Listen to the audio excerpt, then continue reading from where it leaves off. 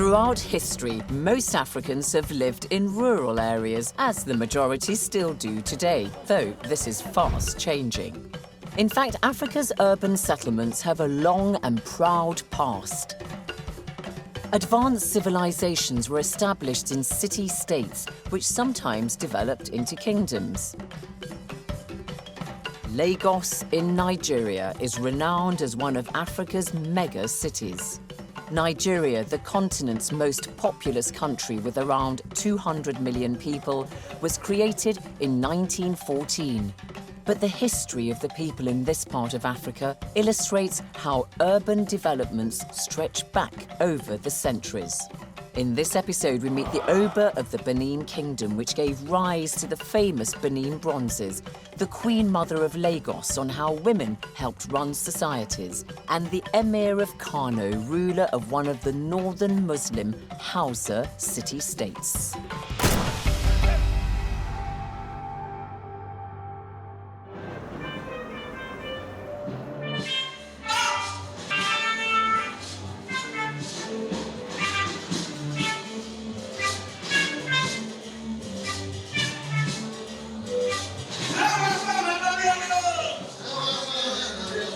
Benin City in southern Nigeria, not in the country Benin, is where the Edo-speaking people live. This is the Holy Arusa Church, and the elite of Benin, including the king, have worshipped here for hundreds of years.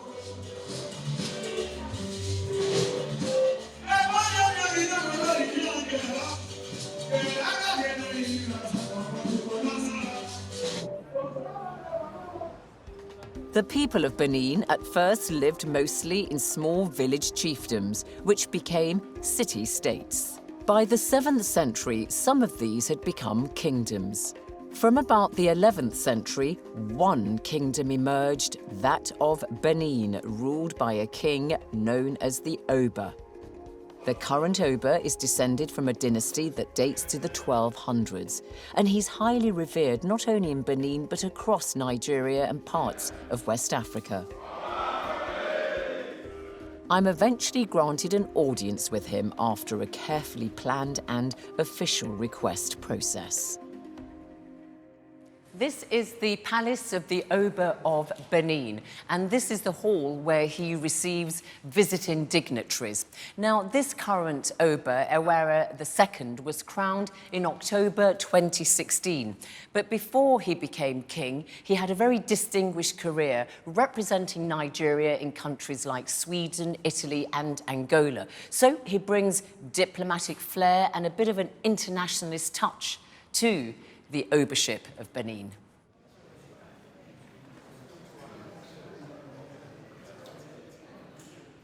On the day I visit, a beauty pageant is also paying the king a courtesy call. There's a strict protocol to meeting the Oba. You have to wish him a long life in the Edo language whilst rubbing your hands to emphasize the greeting. Zena Badawi, thank you very much for this wonderful visit.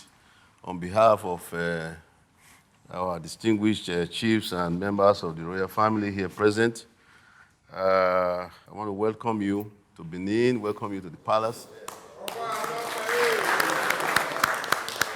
What, in your view, is the role of the Oba in the modern world? We know that obviously they commanded huge power and influence throughout history, but how do you define your role in the modern world today? We thank God and our ancestors for giving us the wisdom, giving us the good health, the strength to achieve what we have done so far.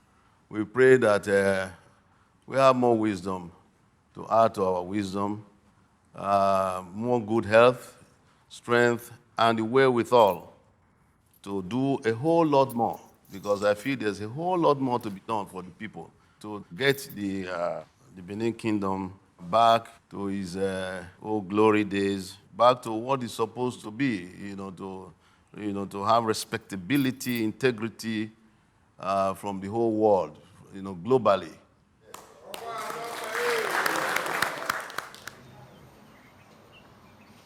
I go to Benin University to speak to one of the world's foremost experts on Benin about the role of the Oba. The role is to ensure peace and development within his domain, that the Oba is able to attend to his people in terms of alternative conflict resolution issues. The Oba is seen as the custodian of the culture and heritage of the people. The Oba is seen as the embodiment of the spirituality of the entire people of Benin. It represents the Almighty God here on earth. So that is why the people have a great deal of respect for him. So how was the kingship established and when and by whom? The Benin kingship was first established by a ruler known as Igodo, and who took the title of Ogiso. Ogiso means the king with wisdom from above, or the sky itself, but the sky means above. And that was he who first established the kingship of Benin. What was the basis of the economic system? How did the people survive? And did they trade with other people? Were they militaristic people? Or what do we know about them? They were engaged in farming, they were engaged in crafts, they were engaged in trade, particularly also long-distance trades. But the kingdom did not expand beyond the core areas of those speaking peoples until the second dynasty of kings, known as the kings of the Obas. This dynasty of kings began in the early 1200s with Oranmiyan, and it survives to the present day, so the current Oba has a long and historic lineage. It was under Oba Ogwala, who was born in the late 1200s, that Benin's famous guild of bronze casters began.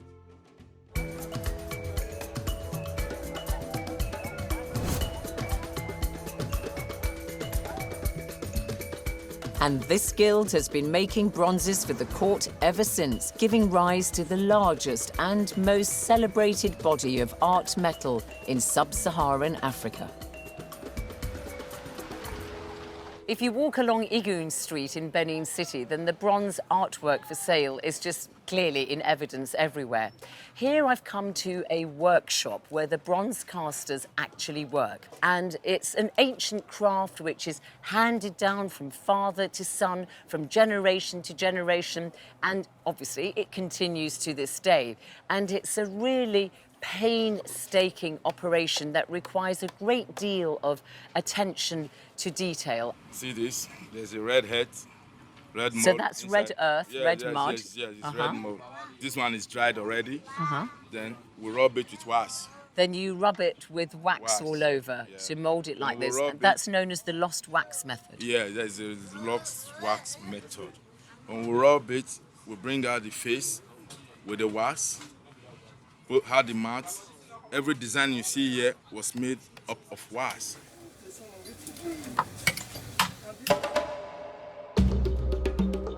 I want to see some of the old examples of these bronzes, and so I go to the National Museum in Benin City.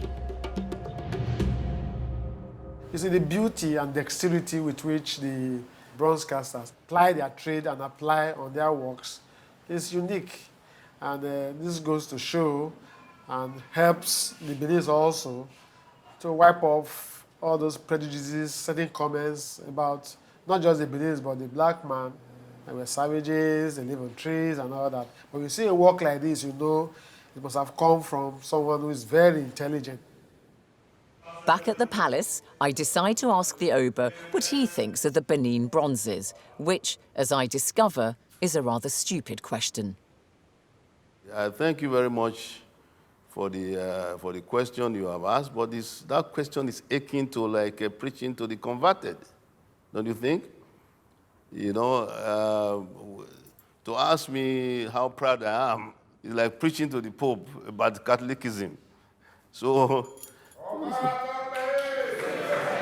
you know, we're obviously very, very proud of our heritage.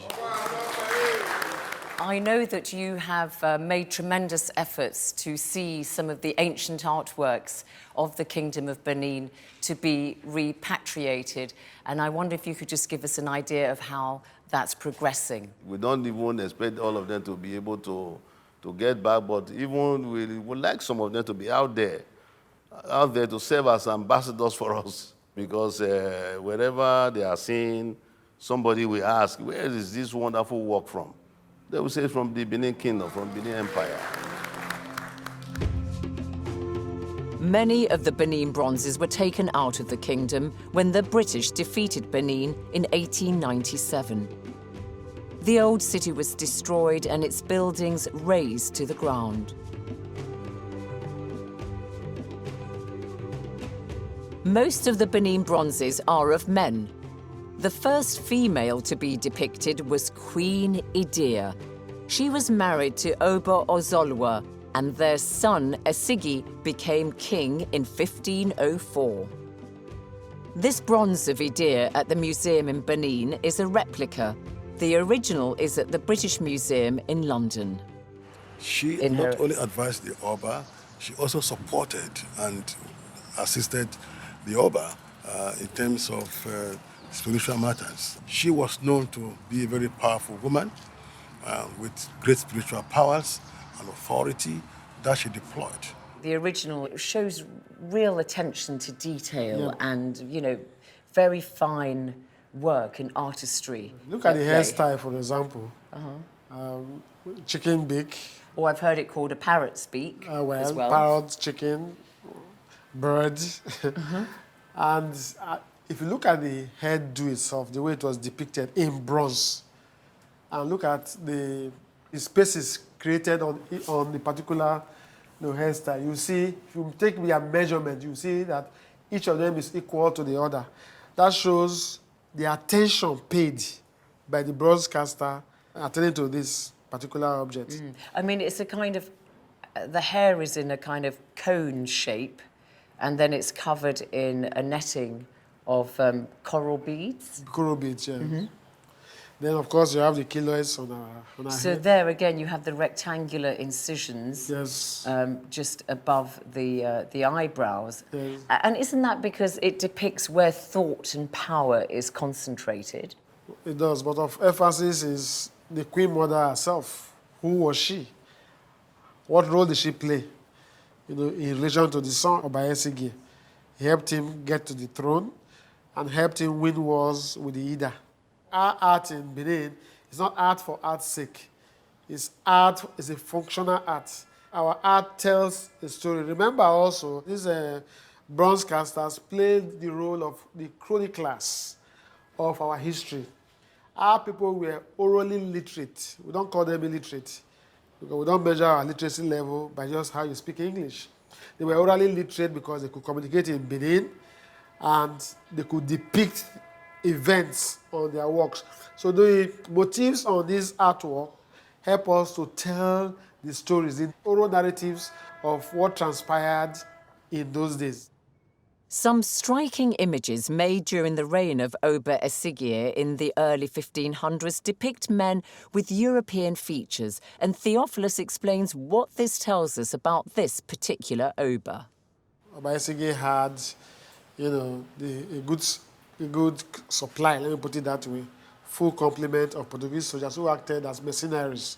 So they joined the Benin army to fight the Ida and assisted in winning. We should be able to establish the very good and cordial relationship between the Portuguese and Oba Esigye.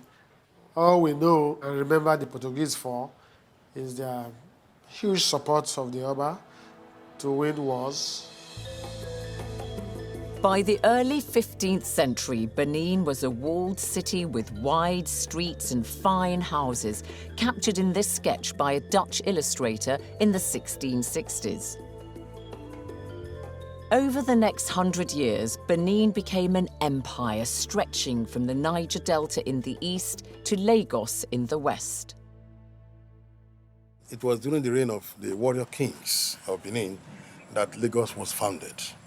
And that was towards the end of the 16th century. And it was also the Benins also that ensured that the first Oba of Lagos, was installed by them. And since then, up to this very moment, they still pay homage and royalty to the Oba of Benin. That area was actually part of the Benin Empire until the British annexation and conquest of Lagos. So it was the Obas of Benin who established the Kingdom of Lagos. And the royal family of Lagos, who are from the Yoruba community, still pay homage to the Oba of Benin. This means the Edo people of Benin and the Yoruba have a shared history. Who are the Yoruba? Well, they're one of the best-known groups across West Africa today, numbering around 40 million. The largest populations are in the modern-day countries of Nigeria, Benin, Ghana, and Togo. Lagos is seen as a predominantly Yoruba city. About 23 million people live here. And the Yorubas have been an urban people since the 6th century, when they began to live in towns and established city-states like Ife, Oyo, Lagos, and Ibadan.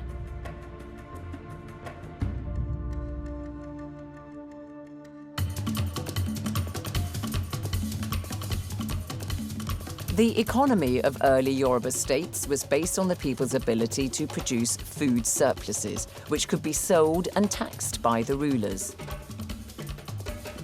This, along with profits from trade, gave them sufficient revenue. As Professor Falaye emphasizes, Yoruba culture may have been urban, but that did not mean agriculture was neglected. Settlements and commerce always go together, and that has shown in the history of urbanization among the Yorubas. If you visit most Yoruba towns, you will find that they are largely established along important roads or rail lines, either of the two. And because Yoruba cities and towns are not necessarily settled around rivers like you have in maybe northern parts of West Africa, you also have huge reliance on agriculture. Agriculture, not in the sense of fisheries, but in the sense of the real agriculture that we know, going to the farm, planting yams, planting cocoyam, planting cassava.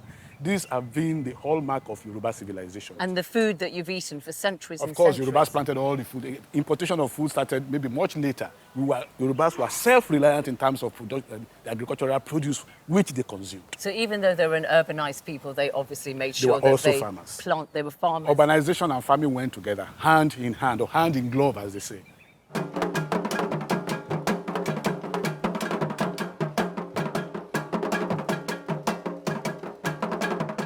From about the 8th century, Yoruba kingdoms developed, and one of the most prominent today is that of Lagos. I go to the traditional palace on Lagos Island, home of the Erelu Kuti, which is a title given to the Queen Mother.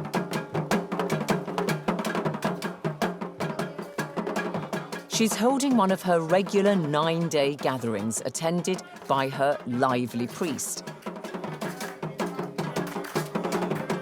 As the Erelu Kuti, she wields much influence. For instance, when a king dies, she would reign as regent until a new monarch is chosen. I've been Erelu for a long time, over 40 years. And when a new king comes, of course, he wants to put on his own stamp and lay his own claim. So naturally, there will be a little bit of tension. But in the end, we get to understand each other and extend to each other the courtesies that one another deserves. And therefore, listens to advice, and because the whole idea is to move the kingdom forward for good. And we do have that kind of cooperation. The present Oba of Lagos laid his claim to the throne through Erelu Kuti. His mother. His mother, which is something that is very important in the empowerment, emancipation of womanhood. The Queen Mother also has a role to play in traditional worship, and her palace has a shrine to the supreme god Olodumare. A palace is not a palace if you don't have a shrine where you will appeal to your ancestors to intercede in their affairs. of the families they've left behind. We do that on a daily basis.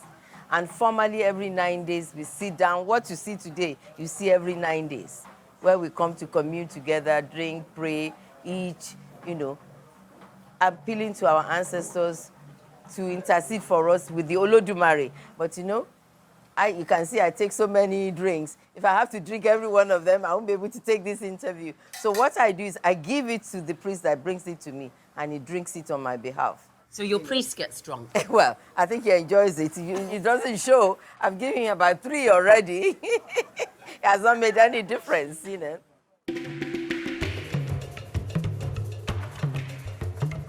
The Queen Mother offers her priest as a guide to take me to the market to meet some of the women there. She takes very seriously her responsibility for promoting their interests in her domain and has many charitable projects for them.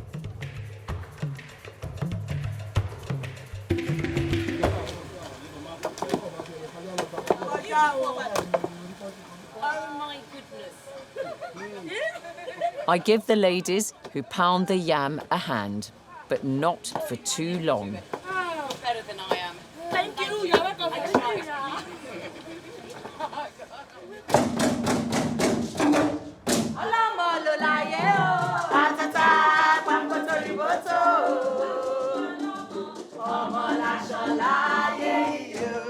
I've heard there's a play in rehearsal about a market woman called Iyajola, Queen of the Market, starring one of Nigeria's leading ladies, Joka Silva. Her character, Iyajola, has recently been widowed, and her late husband's relatives come to evict her from the land and seize her home. They have not allowed me to see his body. I close on my shop and I go to my house to cry for my husband. We are the brothers of the owner of this house. Yes. See all these people for our gate. I've not known that landlord have family plenty like that. We have come to collect our brother's property. Yes. Please, don't be annoyed. Your brother have not get anything. In history, the reason why the woman didn't inherit land was because she would then be married off to somebody else in the husband's family. The modern woman doesn't want to be married off to anybody. It's a case of, I am entitled to my own inheritance. We're using the theater, the performance art, to advocate for women's rights, to advocate for men's rights as well. Actually, we do that in this play. We try and free men from the incredible responsibility that and pressure that patriarchy, puts on them.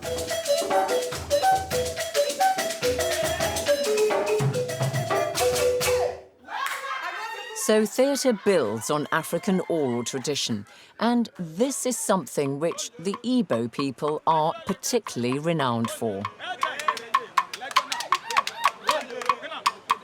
These Igbo market sellers are using chants and music to attract buyers for their goods. The Igbo dominate the eastern part of what is today Nigeria. By the mid-20th century, a strong sense of ethnic identity had developed amongst them. Historically, most Igbo have been subsistence farmers, and land is still owned communally by kinship groups. The largest political unit was about 5,000, and authority was vested in a council of chiefs and wealthy men, not a kingdom. One senior Igbo historian at Lagos University gives some highlights of their culture. Families have pieces of land they recognize as their own. So in the community where everybody is free to move about or farm, you farm on a piece of land that belongs to you. But if you don't have enough to cultivate or to farm, you can ask from your neighbors. How would you describe the Igbo worldview then? When you talk about the Igbo worldview, you're talking about their belief system, the Omenala. The Omenala embodies their worldview, their ideology, their tradition, their custom, their perception of the world, their perception of life, their idea of creation, and all that. So when you talk about the Igbo worldview, it is all encompassing how they view the world, One eye-catching aspect of Igbo culture is that you have your own calendar. There are 4 days in a week, 7 weeks in a month, and 13 months in a year. Beautiful. You know so much about it. How did that come about? Why? Do you still use it? We do. These 4 days in a week, they have names. And those names are still alive in Igbo land because they are market days. One cannot do justice to the many people in this part of Africa in just one programme. But after the break, we go north to visit a Muslim Hausa city-state.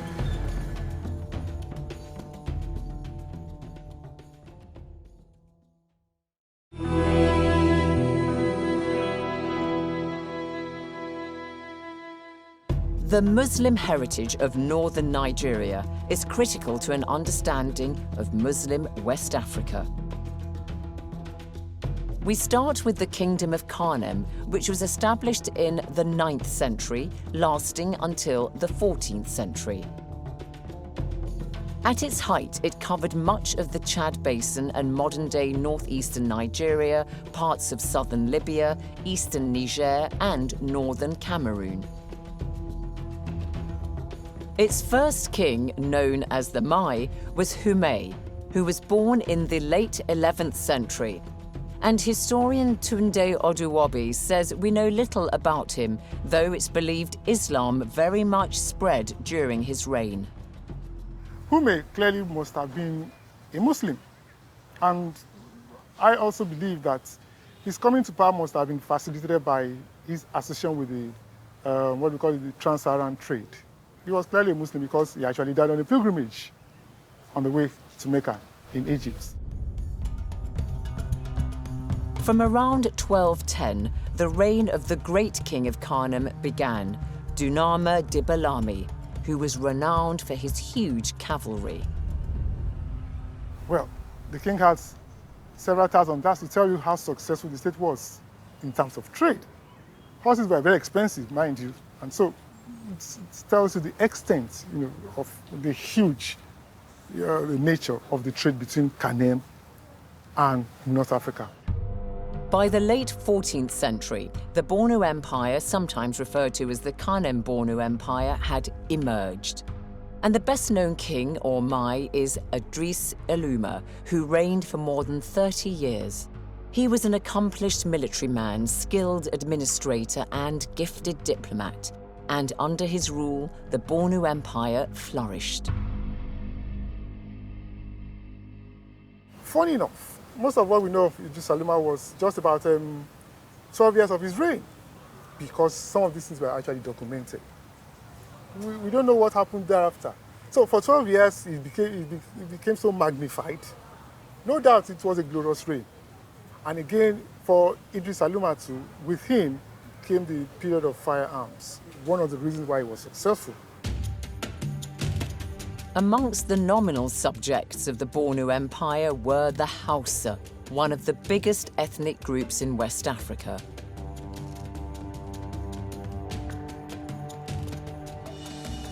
At around 40 million, they are found across many modern-day countries, and their culture is sometimes referred to as the Hausa Fulani. The Muslim Hausa states developed between the 11th and 13th centuries. The inhabitants were pastoralists or farmers. In time, they built walled cities which became capitals of states. The oldest is Kano. Other well-known ones include Katsina, Zamfara, and Zaria. What was the relationship like between the Bornu Kingdom and the Hausa states in northeastern Nigeria? Was it one of antagonism? I wouldn't describe that as such. I would just say tributary status.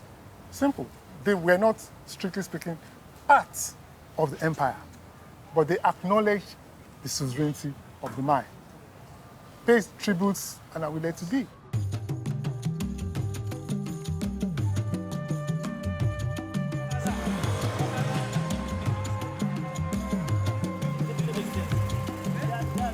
Kano, which was established at the foot of the Dala Hills, based its wealth on agriculture, trade and manufacturing, and was renowned for what became the biggest market in West Africa, the Kurmi market. Kano also has one of the best preserved city walls. This is part of the ancient city wall of Kano, and it's one of the most important historic monuments in West Africa. Built of earth, it has a radius of about 14 kilometers. It was started at the end of the 12th century and was established by the rulers of Kano primarily for security and defense purposes. Mustn't slip again. Whoops, I just did. I go to the museum at Kano, which was once the Emir's palace, to meet Professor Sule Bello. If you take Kano as a case study of how these various city-states emerged, you could look at it as follows. Migrants who came and settled around the Dala Hill, because they were able to mine iron ore, the rivers, fertile land and forests for hunting. So it became more or less an urban and a commercial center. And that was why it developed into a city-state. And with these state institutions, they had emerged local as well as long-distance trade. So how did this part of the Sahel in West Africa fit into the history of Africa, and over what kind of centuries are we talking about? I mean, Kano became the hub of the Trans-Sahara trade, for instance. You are talking of about a period about 8 to 9 centuries of development, largely from the, let's say, 1000 AD to 1900s, to the coming of the British. Why was Kano in such a good position to exploit trade? I think 2 important things. One, the fertile nature of Kano. It is one of the most fertile areas in Nigeria where agriculture is concerned. Agriculture developed extensively. Industry developed extensively within the urban centers, and therefore there was this textile production, dyeing of clothes, and so on and so forth. The textile industry was clothing virtually the whole of West Africa.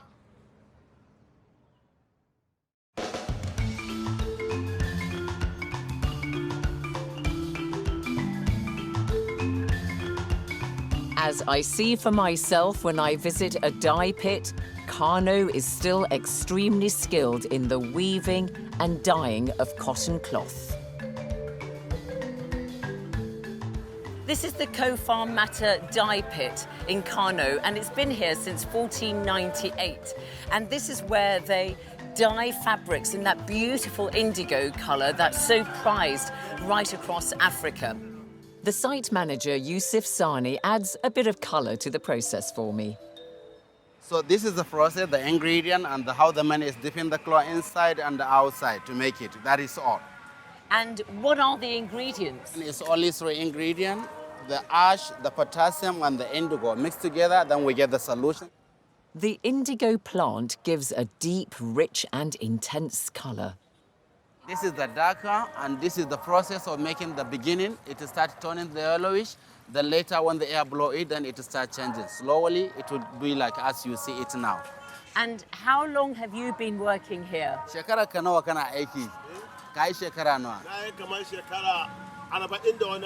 I have been here for more than 45 years working here. And did your father and your grandfather, before you do this work? Ka gada ne a wajen babanka, a wajen kakanka, ya aka ka fara? Kakan kakana, ya kakan babana, ya gada wajen kakansa. I inherited it. I inherited it from my grandfather, then my father, then I am now. Then I am teaching my son to do the process. This is the family business from one generation to another generation.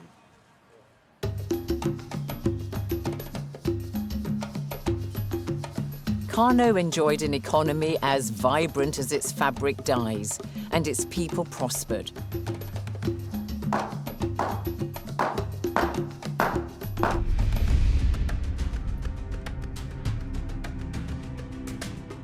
Then, in the early 19th century, a major upheaval took place.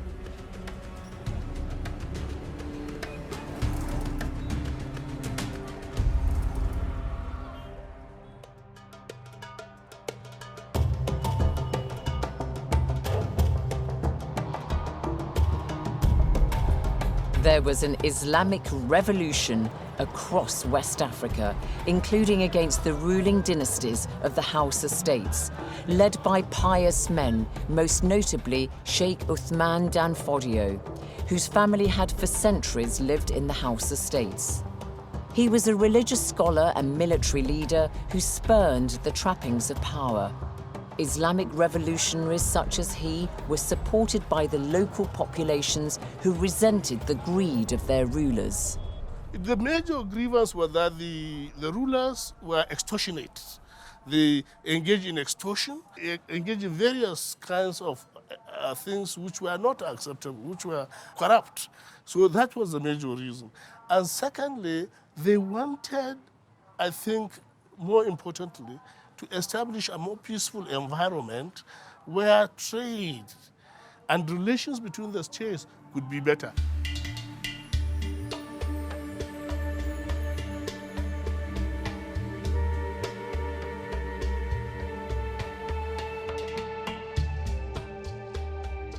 New ruling dynasties were established in the Hausa city-states, and they became emirates, paying allegiance to the Sultan of Sokoto.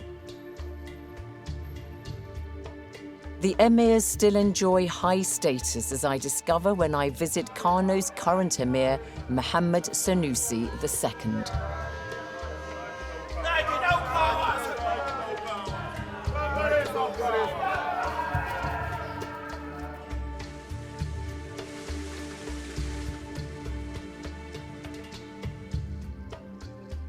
The Emir of Kano lives in a magnificent palace complex in the old part of the city.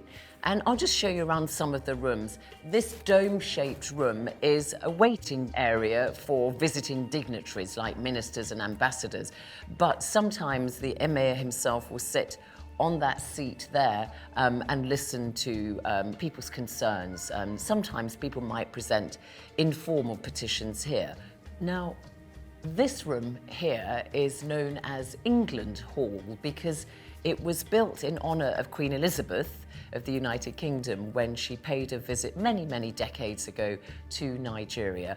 And the then Emir of Kano built this room in her honour so that he could receive her. So every Friday, the Emir of Kano will come and sit here and he will receive his guests. Some of them may have petitions, some of them seeking advice from him. And obviously he sits there and everybody else will be sitting on the floor. This portrait here is of Muhammadu Sanusi I, who is the grandfather of the current emir, but he prefers to style himself as Muhammad Sanusi, omitting the U of his grandfather, when he was knighted. So he was Sir Muhammadu. Strong family resemblance. Sir Muhammadu had many dozens of concubines, and one of them, Rahamatu Adamu, in fact, still lives in the palace complex. Today, the emir has no concubines, just 4 wives. The current emir, as plain Lamido Sanusi, the governor of the Central Bank of Nigeria, was one of the best-known Nigerians in international circles. He's been meeting a delegation of students and teachers who depart as I enter his private quarters.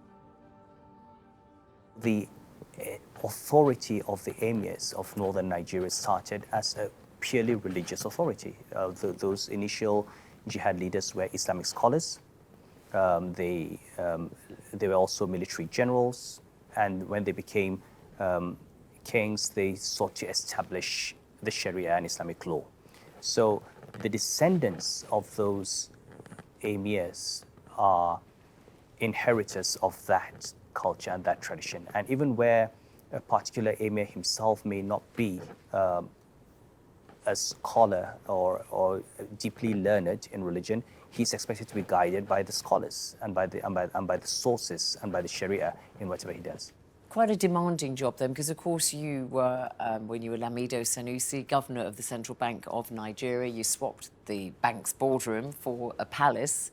How did you make that adjustment from the kind of cut and thrust of the banking world to this very traditional role? First of all, I think I have one advantage in that I have always wanted to be an emir. And I've always considered this to be my dream job. We do not necessarily have a constitutional role. We have continued to exert a lot of influence and a positive influence. And we continue to play the role of justice of the peace. People still come to us. If you come to the courts, people still come to us. They come with cases, marital cases, civil cases, commercial cases. We don't jail anyone. We don't try criminal cases. But 90% of the disputes in this part are settled in the Emir's court or the district head's court. The Emir of Kano regularly goes out to meet his subjects, and today he's setting off to the village of Tofa.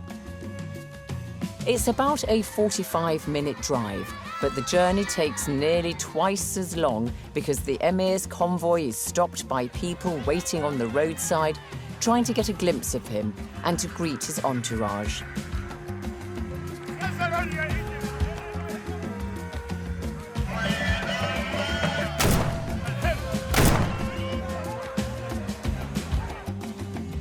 When the Emir arrives, he hands out certificates to graduates of a Quranic school meticulously, one by one, in a long ceremony that feels even longer in the searing heat. The Emir of Kano may not wield the power his predecessors once enjoyed, but the heirs of the House estates are an embodiment of history. And as Professor Bello points out, these city-states carry huge significance in discussions about Africa's place in world history. I think one or two things could be emphasized. Because of the nature of the confrontation at the level of understanding or theory between the imperial powers and African nationalists and professional historians, they have developed this perspective. One, that the state is the epitome of civilization. That when you have states, like the Europeans would argue, the European states, the invention of writing technology, etc., they constituted civilization. Their argument is that Africa, you didn't have this, therefore there was no civilization. I think what the people who are trying to establish that there were states in Africa were trying to do was to say, no, we had states in Africa, and therefore there was civilization in Africa. I think this is well taken, and it has been proved beyond any reasonable doubt that there were various states in Africa. UNESCO's General History of Africa, the continent's history written and told by Africans themselves, states there were several kinds of sophisticated political formations in Africa, such as the established communities of the Igbo, or city-states like Lagos and Kano, which developed into emirates and kingdoms. So modern nation-states in Africa that are fast urbanizing clearly have deep historic roots in urban culture and civilizations. In the next episode, we travel east and find out about the great Swahili coastal civilizations along the Indian Ocean and the slave trade across its waters.